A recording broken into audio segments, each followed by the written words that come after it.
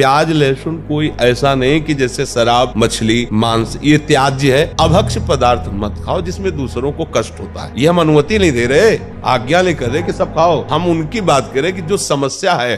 प्याज को थोड़ा वो जैसे आलू पैदा होती ना, ठीक उसी जगह उसी भूमि में उसी पद्धति से प्याज भी पैदा होता है।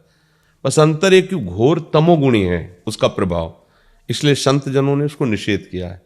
क्योंकि हमको तमोगुण रजोगुण त्याग कर सतोगुण होते हुए भजन में बढ़ना है, इसलिए वो कोई ऐसा पाप वाला कार्य नहीं है कि जैसे मुर्गा ये सब खाने वाले, वो कोई पाप नहीं है, पर वो भजन में विघ्न है।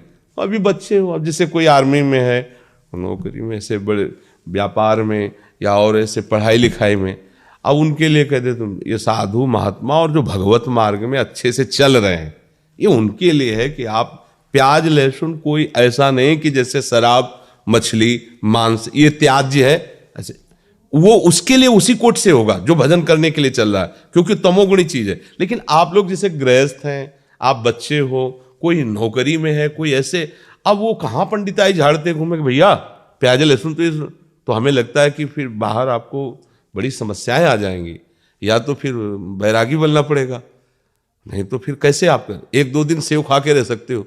अब आपको अमेरिका जाना, यहाँ जाना, वहां जाना, तो अभक्ष पदार्थ मत खाओ जिसमें दूसरों को कष्ट होता है। ये हम अनुमति नहीं दे रहे, आज्ञा नहीं कर रहे कि सब खाओ। हम उनकी बात करें कि जो समस्या है। अब जैसे कोई ये नौकरी पेशा में लगे, अब उनको जाना है इधर उधर टूर में, उनको कहाँ बताएं कि कैसे, तो ये कोई पाप नहीं है। एक होता ना कि ये खाना पाप है, जैसे आप मांस खाओगे ये सब, ये पाप है। ये पाप नहीं, पर तमोगुण है, ये भजन का विरोधी भाव पैदा करेगा, इसलिए इसको मना किया जाता है।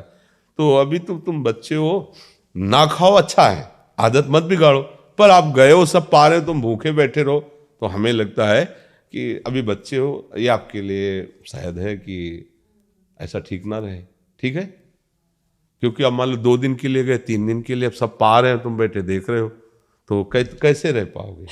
थोड़ा और सयाने हो जाओ, फिर ये निष्ठा बन जाए तो कभी मत पाना। एक दिन उपवास भी कर सकते हो, फलाद भी खा के रह सकते हो, पर वो देखो जिस मार्ग में चले उसमें थोड़ा सा समझ के चले।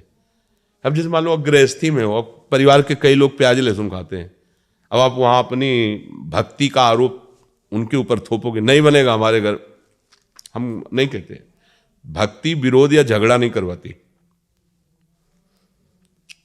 अपने घर में जो बनाने वाले हैं उनसे प्रार्थना कर दे कि आप सबके लिए जैसा बनाइए।